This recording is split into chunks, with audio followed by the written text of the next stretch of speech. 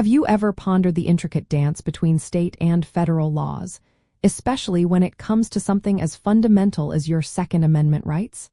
It can often feel like navigating a complex maze, with different rules applying depending on where you are. Understanding these layers is key to truly grasping your legal standing. When federal law prohibits someone from possessing a firearm, states generally cannot unilaterally restore those gun rights. This is because federal law, specifically the Gun Control Act of 1968, establishes a comprehensive baseline of who cannot legally own firearms, and, critically, federal law typically takes precedence over state law in such matters.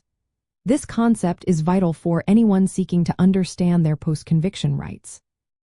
The foundational reason for this hierarchy lies in the Supremacy Clause of the United States Constitution. This pivotal clause dictates that valid federal laws are the supreme law of the land, meaning states cannot pass laws that directly conflict with or undermine these established federal statutes.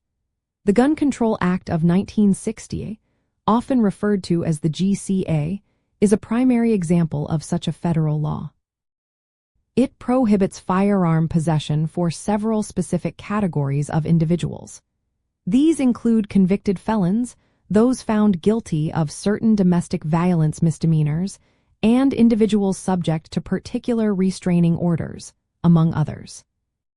Crucially, even if a state were to take action, such as restoring civil rights or expunging a conviction under its own state laws, this often would not override the binding federal prohibition, keeping those individuals federally prohibited from owning firearms. This intricate interplay highlights the federal government's broad authority in regulating firearm possession. So, given this federal framework, what are the realistic avenues for someone hoping to restore their gun rights if they are federally prohibited? Unfortunately, state-level relief, like a state-issued expungement or a general restoration of civil rights, will typically not be sufficient to nullify the federal ban.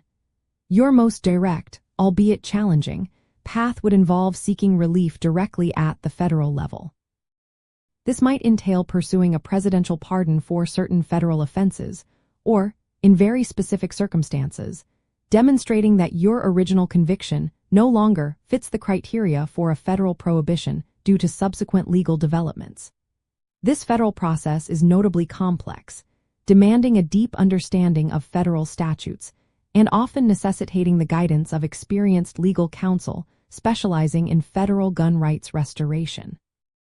To further illustrate this, a key mechanism to understand is the National Instant Criminal Background Check System, universally known as NICS. Whenever you attempt to purchase a firearm from a licensed dealer, your personal information is run through the NICS database.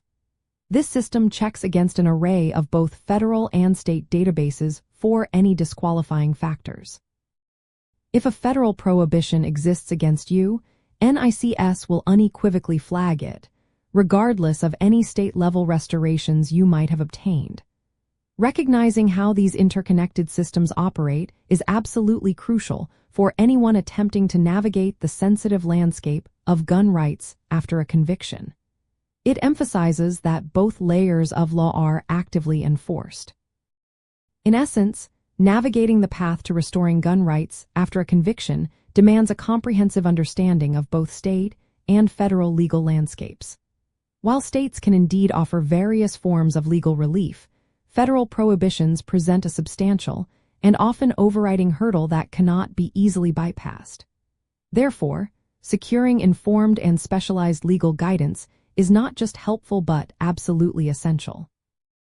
It allows you to accurately assess your specific situation, understand the realistic options available to you, and pursue any potential avenues for firearm rights restoration with clarity and confidence.